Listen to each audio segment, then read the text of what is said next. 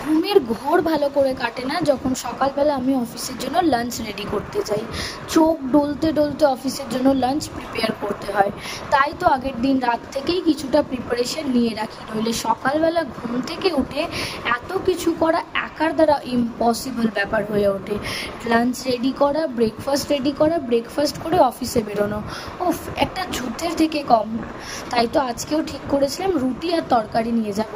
তাই জন্য সকালবেলা ঘুম থেকে উঠে আটা মেখে আগেই ভালো করে রুটিগুলো করে নিলাম। আর তরকারিতে আজকে নিয়ে যাব ভেবেছিলাম কুমড়ো আলুর তরকারি ছোলা দিয়ে। আমার এই তরকারিটা বেশ ভালো লাগে ঝাল ঝাল করে রান্না করলে। কুমড়ো আর আলু আগের দিন রাত থেকেই আমি কেটে রেখেছিলাম। কাঁচা ছোলাটাও আগের দিন রাতেই বেশ ভালো করে জলের মধ্যে ভিজিয়ে রেখে দিয়েছিলাম। সকালবেলা উঠে শুধু তরকারিটা রান্না করে নিলাম। দারুণ সুন্দর খেতে হয় এই কুমড়ো আলুর তরকারি ছোলা দিয়ে রান্না করলে, আমার তো খুব ভালো লাগে। লাঞ্চ বক্সে প্যাক করে নিলাম রুটি, ছোলা দিয়ে কুমড়ো আলুর তরকারি, তার সাথে নিয়েছিলাম অর্ধেকটা কাটা পেয়ারা, আর তার সাথে নিয়েছিলাম বেশ খানিকটা শশা। সব মিলিয়ে এটাই ছিল আজকের আমার অফিসের লাঞ্চ। আমার তো পছন্দেরই খুব। তোমরা জানো ভিডিওটা কেমন লাগলো? এবার আমি তাড়াতাড়ি আবার রেডি হই, আবার ব্রেকফাস্ট করতে হবে, তারপরে আমি বেরোতে পারবো অফিস। জানিয়ে যেও কিন্তু ভিডিওটা কেমন লাগলো। টাটা।